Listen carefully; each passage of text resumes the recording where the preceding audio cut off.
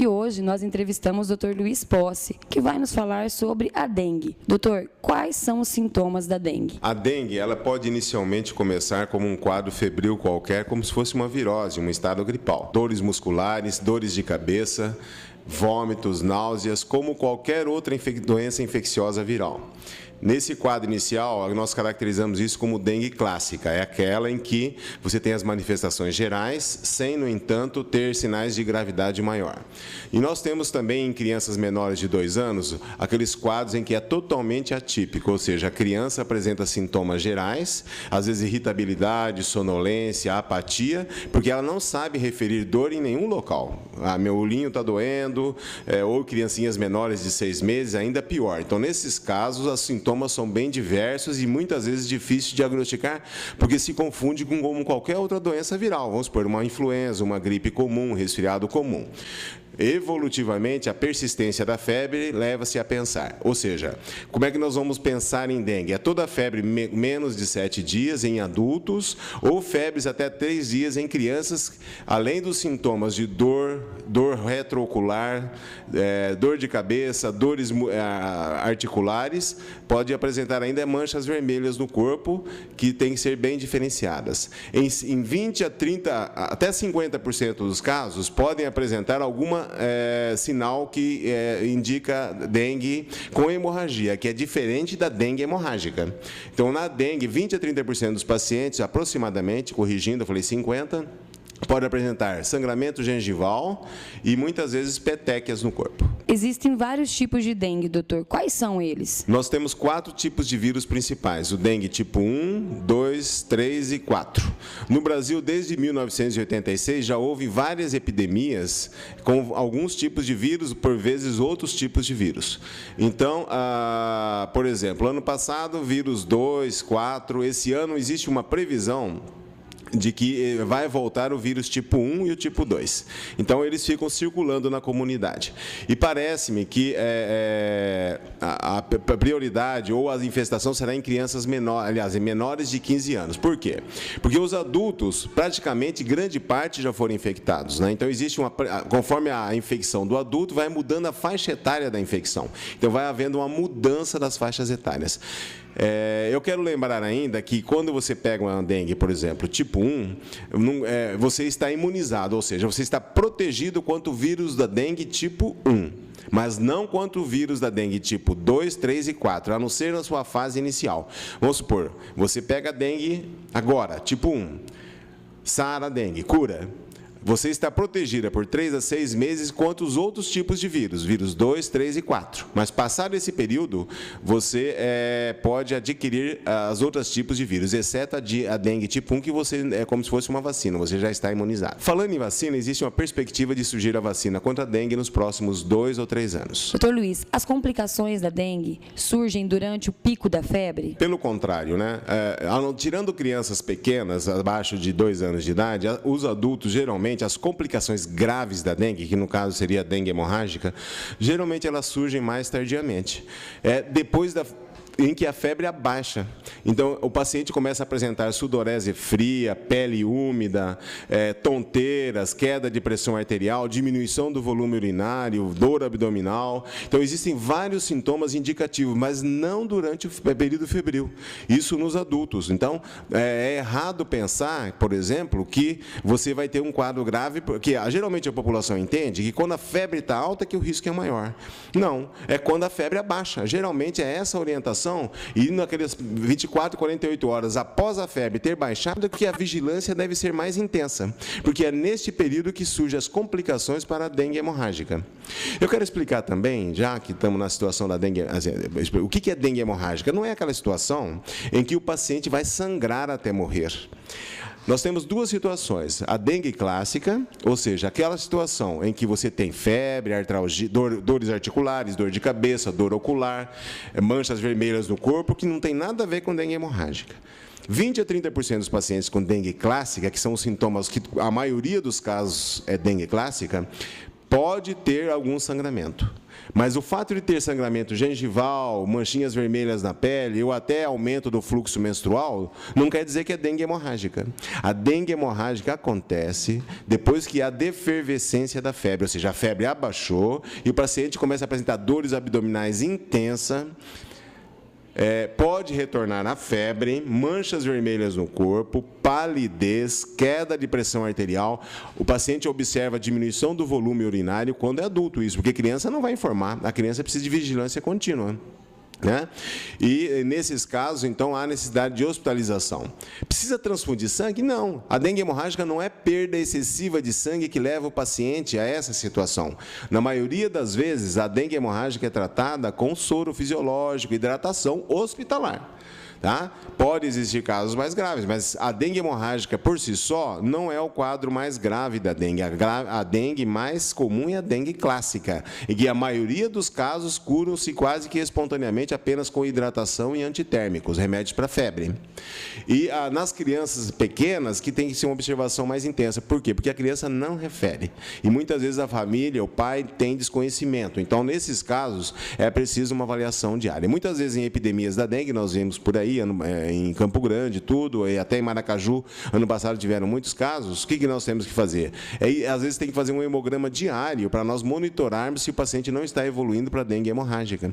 Então, requer uma organização dos serviços de saúde a tal ponto que nós precisamos ter laboratórios 24 horas por dia funcionando. Porque o paciente com dengue, em situações de alarme, naqueles casos em que há dor... O que é a situação de alarme? Febre, retorno de febre, dor abdominal intensa, sonolência, queda de pressão arterial, tonteiras, palidez intensa, pele úmida, recusa alimentar, aquele paciente que vai mal. Você olha, está mal, está com dor. Nesses casos, há necessidade de monitoração e internação contínua. Doutor, como é transmitida a dengue? A dengue é contagiosa? A transmissão da dengue se faz pelo mosquito Aedes aegypti, pela fêmea. Então, o mosquito macho, ele é basicamente, ele não necessita de sangue para sobreviver. A fêmea tem hábito domiciliar, ela vive em torno do domicílio. E a picada do inseto ocorre durante o dia, então não é durante a noite. Tá? Então, no final da tarde, a atividade, o mosquito, ele tem atividade diurna. Então, durante a noite é mais muriçoca, pernilongo. Durante o dia é que ocorre as picadas do mosquito Aedes. A transmissão, então, é por uma picada. Nenhuma pessoa passa dengue para outra. Né? Existem casos relatados de transmissão durante a gestação para o feto, mas isso é uma raridade e até controvérsias. Tá? Se você pegar a transfusão de sangue, colher de um sangue de uma pessoa que está com dengue, logicamente, vai passar para outra pessoa. Injeções, essas coisas, dificilmente transmite. Então, na verdade, é a picada do inseto. Né? Não existe outra maneira. A vacina, existe uma previsão para 2 ou 3 anos, ainda não está totalmente definido. E a transmissão? Então, você tem várias situações. Chega no final do ano, o que acontece? Muita chuva, aumenta a umidade relativa do ar, a umidade aumentando, nós vamos ter um quadro de maior proliferação de mosquitos. Em que situações que o mosquito prolifera? Encontra umidade, calor e sujeira.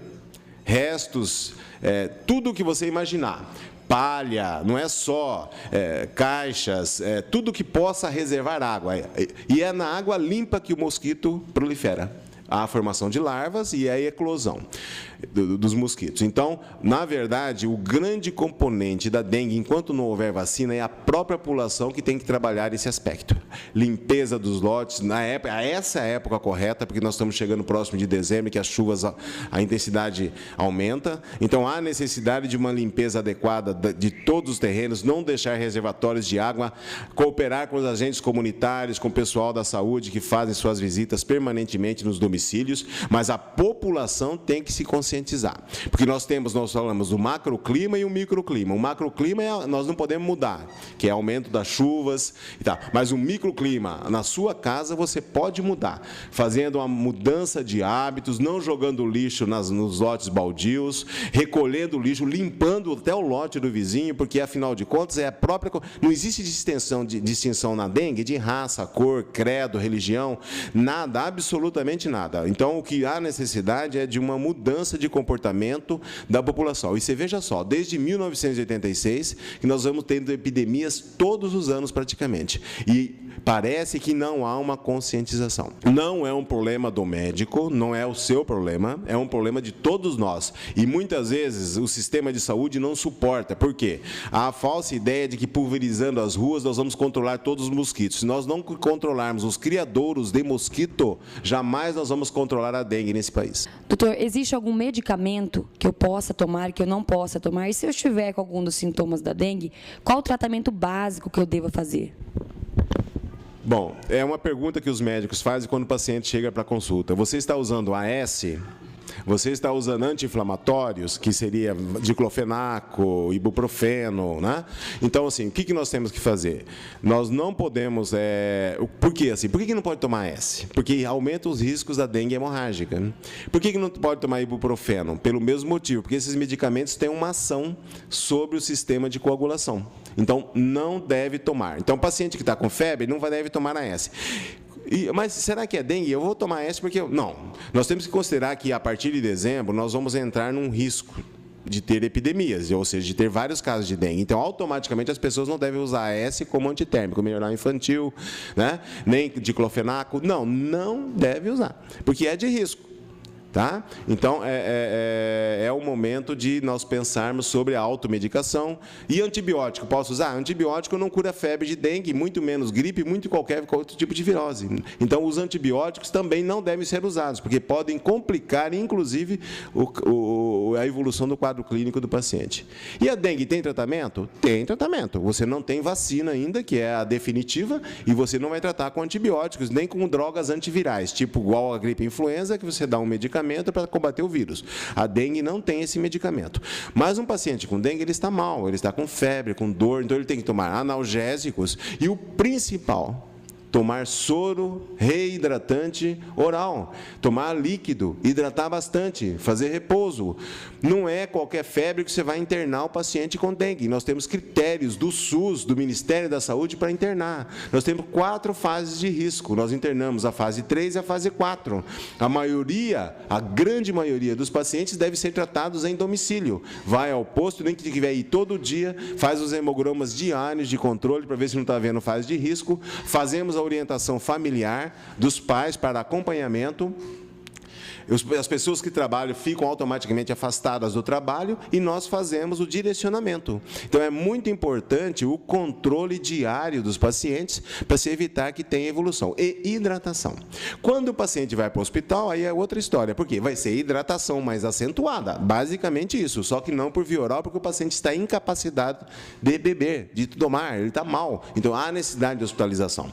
Então, nos casos mais graves, hospitalização. Nos casos que a grande maioria tratamento domiciliar, e a maioria dos casos evolui bem. Nós temos poucos casos de febre por dengue hemorrágica, que aí já passa a ser um quadro realmente mais delicado e que necessita de um acompanhamento especializado ou até hospitais de nível terciário, que são aqueles hospitais em que tem UTI e outras coisas mais.